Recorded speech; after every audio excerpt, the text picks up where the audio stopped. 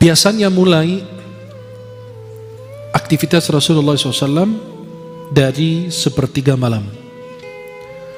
Yang pertama dilakukan Rasulullah Muhammad SAW apabila bangun tidur, dan beliau ini tidur matanya dan hatinya tidak pernah tidur, karena beliau senantiasa berzikir kepada Allah, memuji Allah. Dan Rasulullah SAW apabila bangun tidur, Alhamdulillahilladzi afani fi jasadi wa radda alayya ruhi wa adhina li bidzikri. Segala puji bagi Allah yang memberikan kesehatan dalam tubuh saya dan mengembalikan ruh saya dan mengizinkan saya untuk berzikir mengingat Allah kembali. Rasulullah SAW sesudah bangun tidur untuk salat malam, beliau mengusap wajahnya, menghilangkan bekas tidurnya. Kemudian beliau berdoa. Selepas berdoa, beliau mengambil wudu lalu menggunakan siwak.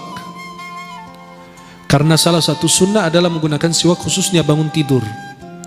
Karena perubahan bau mulut kita, maka disunnahkan menggunakan siwak. Kemudian Rasulullah mendirikan salat malam. Beliau SAW salat malam sehingga kakinya bengkak SAW. Sampai istri beliau dan keluarganya sayang sama Nabi, kasihan sama beliau. Nabi terus mengerjakan salat malam sehingga kaki beliau bengkak. Ketika ditanya, ya Rasulullah, bukankah engkau telah diampuni dosa yang telah lama punya akan datang? Kata Nabi SAW, afala akunu abdan syakura. Bukankah aku ingin menjadi hamba Allah yang pandai bersyukur kepada Allah? Dan terus beliau berzikir, melaksanakan salat malam, istighfar, bermunajat, dan mentadaburi ciptaan langit dan bumi sehingga mendekati fajar. Kalau sudah mendekati waktu fajar, beliau kembali ke kasurnya lagi istirahat. Apabila beliau mendengarkan suara azan subuh yang dikumandangkan oleh Bilal bin Rabah, Nabi SAW bangun dari tidurnya dan membaca Asbahna wa asbahal mulku lillah. Sayyidah Aisyah radhiyallahu anha ditanya tentang salat malam. Kata beliau, Rasulullah ini matanya tidur tapi hatinya tidak.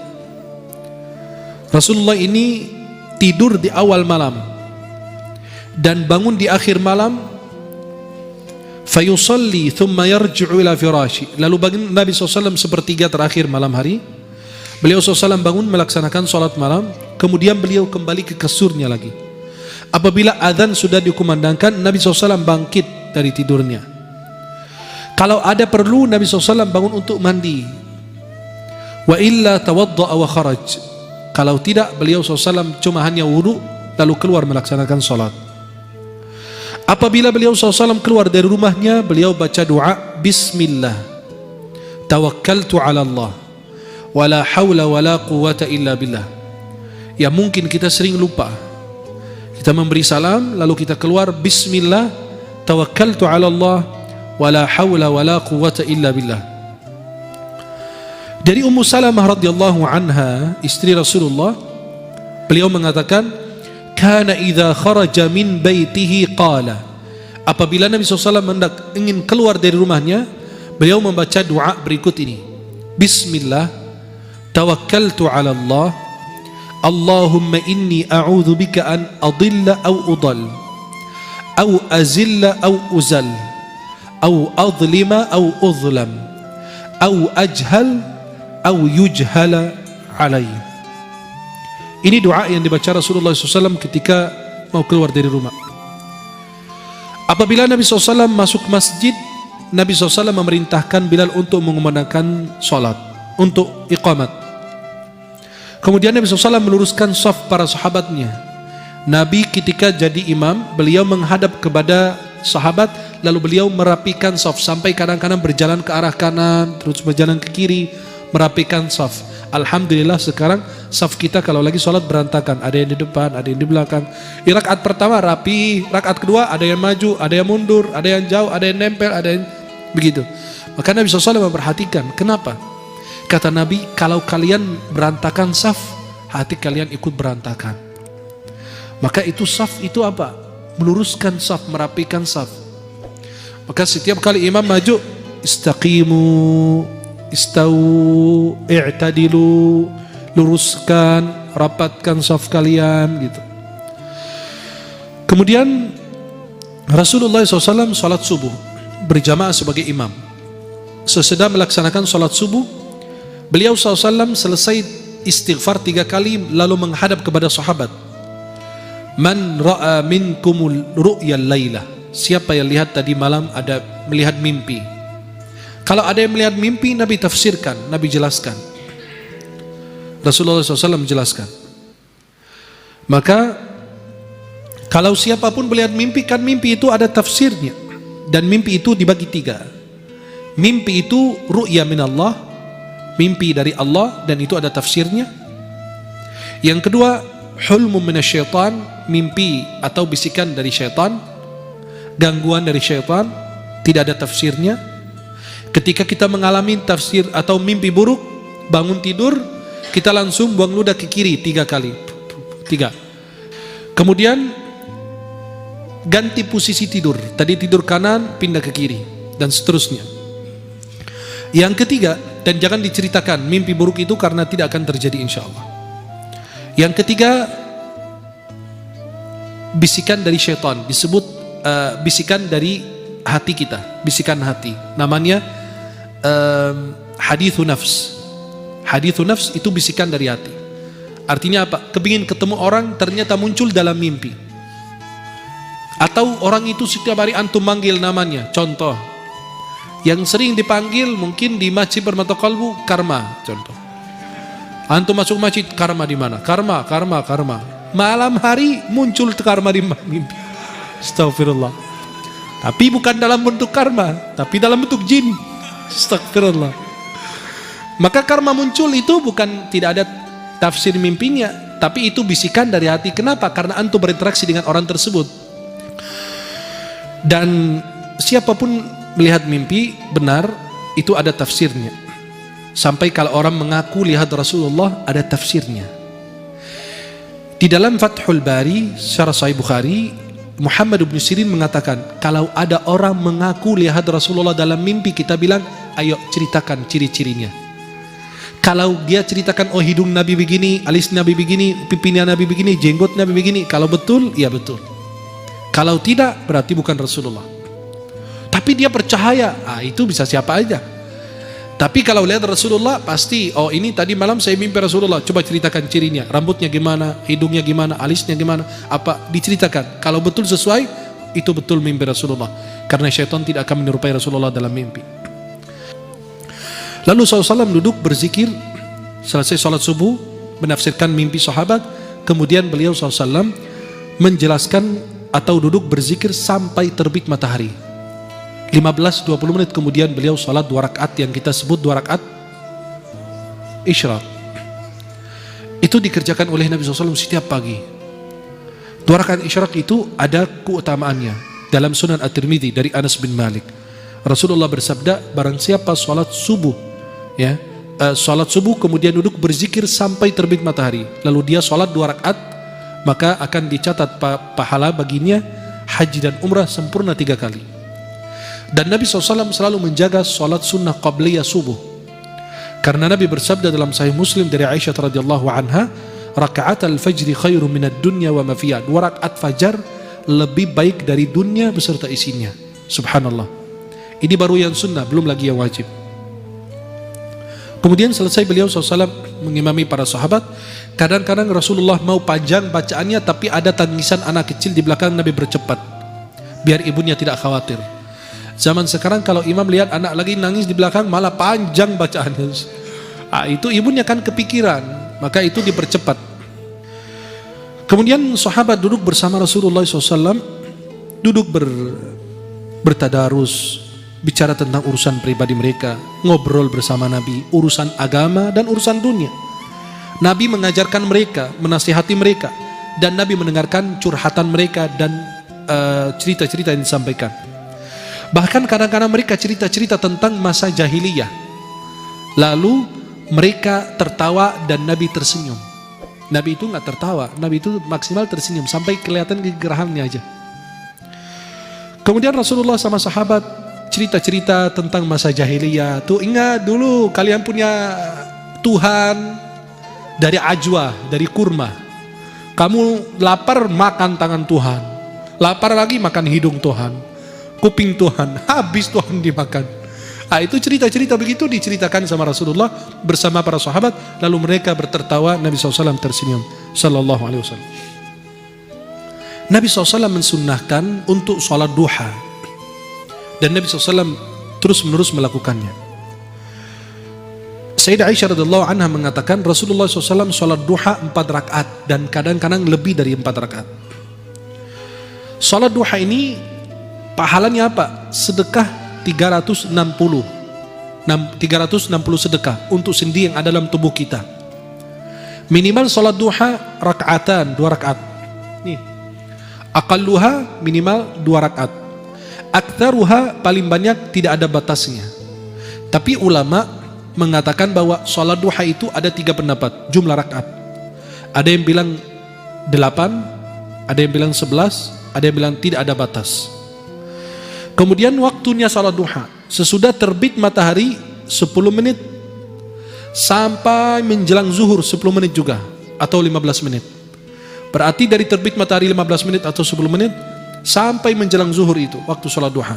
Waktu terbaiknya antara jam 9 dan jam 11. Karena pada saat itu manusia pada sibuk memikirkan urusan atau kepentingan duniawinya. Nabi SAW selesai salat duha. Kan rumah Nabi, kamar Nabi nggak punya rumah, Nabi punya kamar-kamar. Maka disebut surat Al-Hujurat. Hujurat itu kamar-kamar. Hujurat itu hujrah, bentuk jamak dari hujrah, ghurfah, ghurfat. Maka itu kamar-kamar istri Nabi di sebelah-sebelah masjid. Maka Sayyidah Aisyah ketika Rasulullah meninggal dan dimakamkan, dan kita kasih lihat fotonya, dia bikin sekat, kan kamarnya cuma 1. Sayyidah Aisyah bikin sekat kayak hordeng ini, ada makam Rasulullah, Abu Bakar, Umar, dan di situ sebelahnya beliau buat tidur. Subhanallah. Segitu kesederhanaan Rasulullah. Kita Masya Allah, kalau nggak punya 100 kamar nggak puas. Kita menghuninya cuma 5 kamar, sisanya buat jin. Ya, maka Rasulullah SAW kalau selesai sholat duha, beliau kembali ke rumahnya, ke keluarganya. Lalu beliau bertanya, ada ta'am, ada makan hari ini? Kata istrinya, kami belum masak. Kata Nabi, ya udah, saya puasa. Ya. Aisyah mengatakan, qala li ya Rasulullah SAW dzata yaumin. Rasulullah suatu waktu mengatakan, ya Aisyah, hal indakum syai'? Apakah kalian ada makanan? Qalat, faqultu ya Rasulullah, ma indana syai'. Kami enggak punya apa-apa ya Rasulullah. Kata Nabi, fa inni sha'im. Saya puasa. Dan Nabi SAW apabila dihidangkan makanan, beliau itu kalau suka beliau makan. Ma'auba ta'aman qat. Sama sekali nggak pernah mencela makanan. Nabi kalau suka makan, kalau tidak ditinggalkan. Nabi SAW tidak pernah makan tungkurap. Sambil tungkurap gitu Nabi makan kayak kita zaman sekarang gitu, aneh-aneh gitu, nggak jelas. Atau bersandar, tidak. Nabi SAW makan, duduk. Ya. Dan Nabi katakan, saya tidak pernah makan sambil bersandar gitu. Nabi SAW memberi contoh dalam ketawaduan beliau SAW. Beliau ikut berkhidmat kepada keluarganya. Gak usah malu kalau Anda ngepel, Anda nyapu, Anda cuci piring, ngurusin pakaian, sebisanya kita. Karena Nabi SAW melakukan hal yang sama. Yaksifuna ala, jahit sandalnya, kemudian beliau jahit bajunya, dan memerah susunya, kambingnya. Dan itu kebiasaan Rasulullah. Tapi kalau sudah masuk waktu sholat, beliau keluar seolah-olah tidak mengenal istrinya dan putra-putrinya. Langsung keluar sholat, seperti tidak mengenal. Kenapa? Ada panggilan lebih mulia lagi. Kemudian Rasulullah SAW apabila ingin mengumpulkan orang untuk kepentingan, ada urusan penting, Nabi SAW ingin sampaikan pesan. Kalau sekarang kan tinggal pakai mikrofon, kalau dulu susah. Maka Nabi menyuruh seseorang manggil as-salatu jami'ah. Seperti kalau kita salat kusuf, gerhana matahari, bulan, atau salat id, kan kita baca apa? As-salatu jami'ah. As-salatu jami'ah apa? Karena tidak ada azan, tidak ada iqamah untuk salat id. Maka cukup mengatakan apa? As-salatu jami'ah. Kalau Nabi ada seruan dari Rasulullah atau dari menara, as-salatu jami'ah, berarti ada yang mau disampaikan oleh Rasulullah. Kemudian Nabi SAW berdiri di atas mimbar menyampaikan apa yang sebab beliau mengumpulkan mereka. Apakah ada berita baik atau berita buruk, atau ada syariat, atau mengingatkan mereka. Itu Rasulullah begitu demikian melakukan kepada sahabatnya. Apabila masuk waktu sholat zuhur, Nabi SAW kerjakan sholat zuhur. Dan beliau biasa rakaat pertama agak panjang, rakaat kedua dan ketiga dan keempat lebih pendek dibanding rakaat pertama, biar orang bisa ikut sholat berjamaah dari awal takbiratul ihram atau rakaat pertama, biar tidak ketinggalan. Tapi alhamdulillah kita 23 rakaat 7 menit. Rasulullah SAW kana yutawwilu fi ar-rak'ati al-ula min salati adh-dhuhr wa yuqassiru fi ats-tsaniyah. Nabi salat zuhur itu rakaat pertama panjang, rakaat kedua itu lebih pendek. Wa kana yaqilu, Nabi SAW qailulah. Kalian mungkin pernah dengar qailulah. Qailulah itu tidur. Itu jadi khilaf ulama, tidurnya itu sebelum zuhur atau sehabis zuhur. Itu jadi khilaf. Yang saya pilih bahwasannya tidur itu sebelum zuhur. 10, 5, 10, 15 sampai 20 menit. Maksimal banget setengah jam. Itu sebelum zuhur. Antum tidur pada saat itu. Kata Nabi, qilu fa inna syaitan la yaqil. Qailulah, tidur pada siang hari karena syaitan tidak tidur. Kenapa qailulah? Nabi SAW qailulah karena Nabi ingin sholat malam nanti. Qailulah itu waktu sebentar, itu 15 sampai 20 menit itu secara kesehatan sudah diteliti secara ilmiah. Itu memberi manfaat kepada tubuh kita. Maka orang yang mau begadang itu aman nanti. Bisa begadang, bisa sholat malam, bisa membaca kitab, bisa mengaji, bisa apa dan seterusnya. Tapi bukan qailulah untuk dangdutan nanti malam. Itu bukan. Yang dimaksud itu qailulah untuk apa? Berzikir, untuk ibadah, untuk ikut begadang bersama keluarganya, bersama sahabatnya, bersama siapa. Itu bermanfaat. Nabi SAW ikut mencari kabar tentang para sahabatnya. Bagaimana kehidupan mereka, komunikasi mereka, pasar mereka. Sampai Nabi ikut ke pasar juga, perhatikan pasar itu isinya apa. Diriwayatkan Rasulullah SAW melewati ada makanan yang orang itu jual. Kemudian Rasulullah memasukkan tangannya dalam makanan itu, lalu ternyata tangan Rasulullah basah. Kata Nabi, apa? Apa yang terjadi dengan itu? Sampai dikatakan itu makanan kurma. Dia kayak gunung tuh di depan, dia taruh sekepuk kurma di depan. Pas Nabi masukin tangannya, basah tangannya. Kata Nabi SAW, ini kenapa? Ya Rasulullah, terkena air hujan. Kata Nabi, apa? Kenapa kamu tidak taruh di atas biar orang bisa lihat? Man ghasya falaysa minni. Barang siapa menipu, dia tidak termasuk umatku. Tuh bayangkan. Kenapa? Karena yang ada air itu berat dalam timbangan, betul? Kalau ada airnya itu berat. Maka kalau terkena air hujan, dia timbang itu dia berat jadinya. Maka Nabi merasa ini menipu. Maka Rasulullah SAW ikut memantau pasar. Itulah seorang pemimpin. Ikut memantau pasar, bukan naikin harga. Dan tidak pernah turun sekali turun ke pasar, pasarnya asal-asalan, dibuat untuk pemimpin. Oh turun Pak, itu lihat ramai semua, Masya Allah, rapi.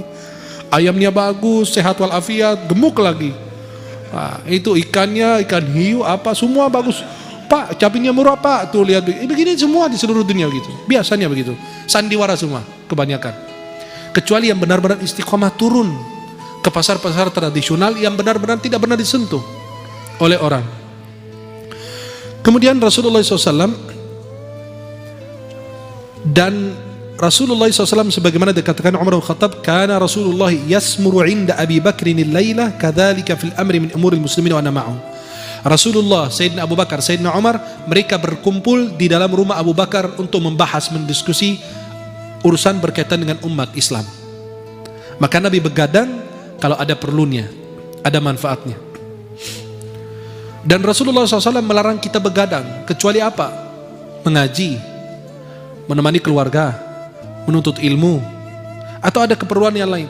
Dan Nabi melarang tidur sebelum Isya, sehabis maghrib, dan begadang sehabis salat Isya, kecuali kalau ada perlu, menemani keluarga, atau ada tamu, atau belajar, dan lain sebagainya. Kalau tidak manfaat itu tidur. Kenapa? Biar bisa bangun salat malam atau salat subuh berjamaah.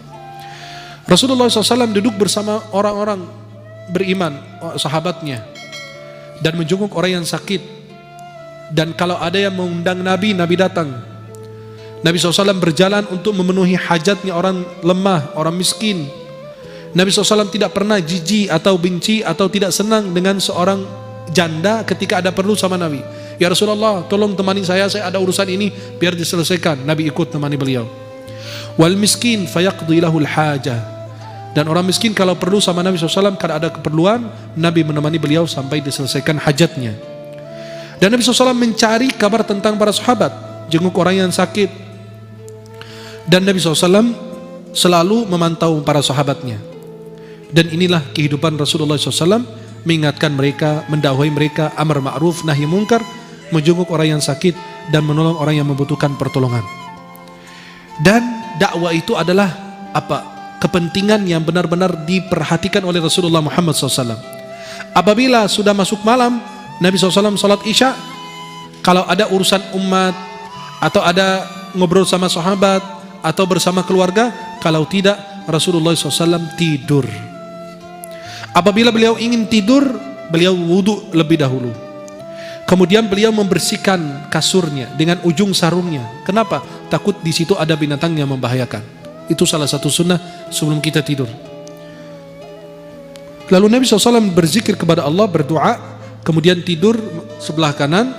Kemudian Rasulullah SAW baca doa, Allahumma aslamtu wajhi ilaika, wa fawwadtu amri ilaika, wa alja'tu dhahri ilaika, raghbatan wa rahbatan ilaika, la malja'a wa la manja minka illa ilaika.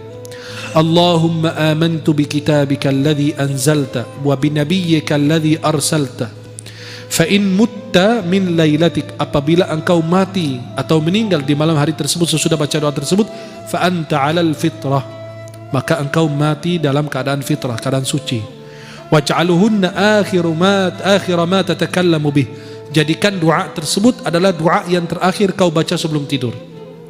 Dan Rasulullah biasa baca ayat kursi, dua ayat terakhir surat Al-Baqarah, amanar rasulu, dan Allahumma amanar rasulu bima unzila ilayhi min rabbih wal mu'minun. Kemudian ayat kursi, Allahu la ilaha illa huwal hayyul qayyum. Dan ini salah satu sunnah yang dikerjakan Rasulullah. Nabi SAW membersihkan dengan ujung sarungnya. Kemudian beliau membaca, Bismika rabbi wada'tu jambi wa bika arfa'u, in amsakta nafsi farhamha.